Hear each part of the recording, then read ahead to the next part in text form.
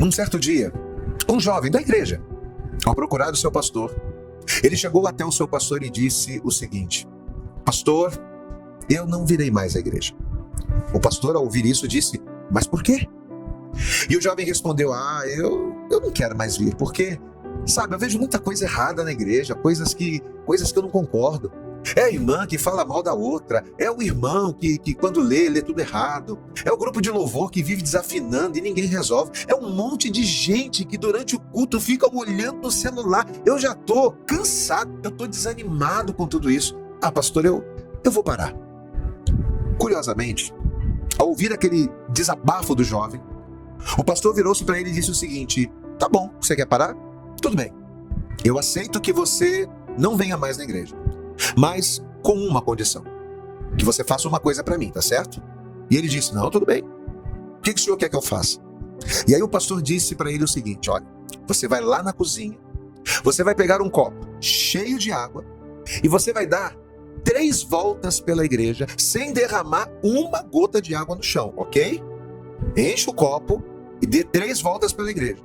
Depois que você fizer isso, aí sim, você vem até mim e eu deixo você ir embora. Combinado? O jovem não entendeu nada.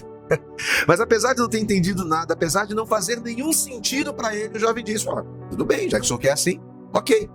Ele foi na cozinha, encheu o copo de água, deu as 3 voltas com o copo na mão, e quando ele terminou, ele foi direto ao pastor. E ele disse: pastor, olha, terminei, hein? Terminei a missão.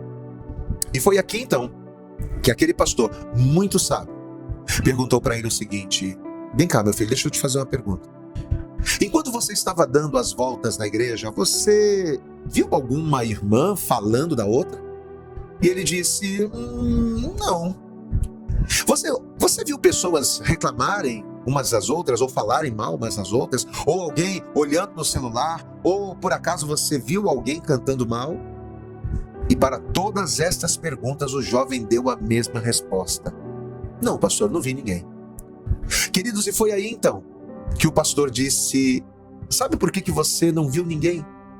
Sabe por que você não viu ninguém cantando mal? Você não viu ninguém falando mal? Sabe por que você não viu nada dessas coisas?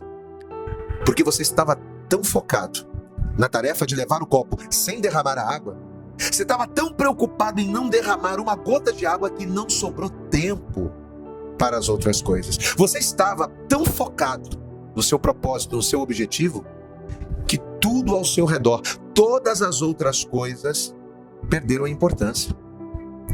Amados, e o mesmo acontece nas nossas vidas. Quando nós focamos no alvo.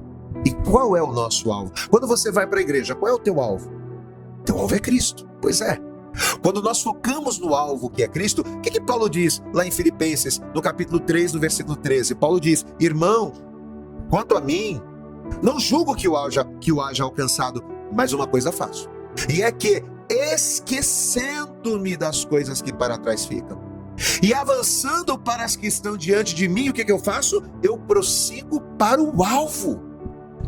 Queridos, quando nós focamos no alvo que é Cristo, todas as outras coisas, por mais incômodas e gritantes que elas sejam, todas as outras coisas se tornam irrelevantes, todas as outras coisas ficam para trás, não tem mais importância. Quando o alvo é Cristo, nada mais nos incomoda, ou ainda que incomode, não vai fazer com que a gente deixe de buscar a Ele. Por mais incômodas que algumas destas coisas possam ser, é o nosso foco. É o foco na direção, no propósito certo, é que vai nos manter no trilho. É que vai manter os nossos pés firmes na caminhada em direção à terra prometida. Porque a nossa vida na terra é uma caminhada para o céu. Por que eu estou na igreja? Eu estou na igreja aprendendo na terra a chegar ao céu. E é quando eu foco em Cristo que eu aprendo mais, que eu cresço mais nessa minha caminhada. Até porque, se ao invés de buscar a Deus, se ao invés de eu buscar a Cristo, se por todos os lugares que a gente passar, se a gente gastar o nosso tempo procurando defeitos, nem eu nem você, nunca nós vamos buscar a Deus. Porque a gente não vai encontrar perfeição em lugar nenhum. Olha aqui, igreja composta por homens nunca será perfeita. E se é isso que você está procurando, uma igreja perfeita, você não vai encontrar em lugar nenhum. Em Mateus, no capítulo 13, do versículo 44, Jesus, ao falar ali acerca do tesouro escondido, e esse tesouro, na verdade, se tratava dele mesmo, mas quando ele conta essa parábola, ele vai dizer o seguinte: também o reino dos céus, o reino de Deus, o reino dos céus, é semelhante a um tesouro escondido num campo, em que um homem achou e escondeu, e pela alegria desse tesouro, o que ele fez? Ele vende tudo quanto tem, e adquire, e conquista, e compra aquele campo. Entenda, olha para mim, quem sai da igreja por coisas ou por pessoas, é porque na verdade, nunca esteve lá por Jesus. E sabe por que eu afirmo isso? Porque quando Jesus é o nosso tesouro, quando Jesus é nosso tudo, nada mais importa. O que as pessoas falam ou deixam de falar, o que as pessoas fazem ou deixam de fazer, torna-se irrelevantes, uma vez que enxergamos em Deus a nossa pérola de grande valor. Qual é o sinal de que Jesus é o nosso tudo? É uma pergunta que eu faço para você. Quando é que Jesus se torna o nosso tudo? Sabe quando? Jesus, ele passa a ser o nosso tudo quando todas as outras coisas perdem valor. Quando nada mais nos tira do foco. Quando nada mais nos atrapalha, significa que Jesus se tornou o nosso tudo. Lembre-se do exemplo de José.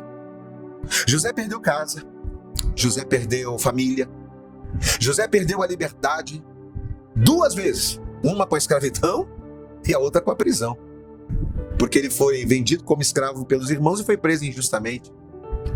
José viveu injustiça, não é coisinha errada, não é picuinha não. José viveu injustiça, José viveu privações.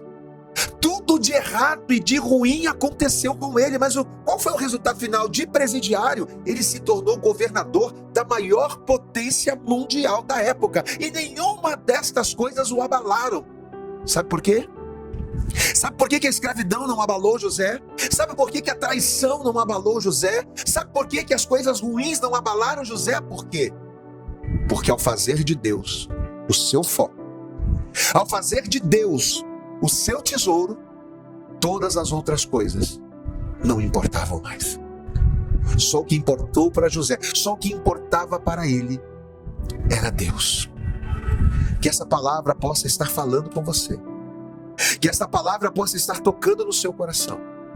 Foque em Deus. Faça de Deus a tua pérola de grande valor, o teu tesouro mais valioso.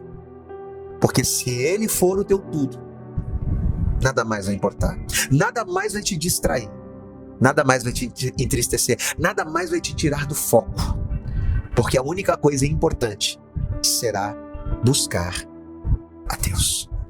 Espero que Deus tenha falado poderosamente com você através desse vídeo. Se você ainda não é inscrito no canal, se inscreva no canal, ative ali o sininho, participe conosco, responda essa pergunta: quando é que Jesus ele passa a ser o nosso tesouro? Coloque aqui embaixo. Quando nada mais me importar. Eu tenho certeza que Deus ele vai preencher você, em nome de Jesus. Você possa enviar esse vídeo para o máximo de pessoas possível. Deus abençoe você. Até o próximo vídeo e não se esqueça, pense nisso.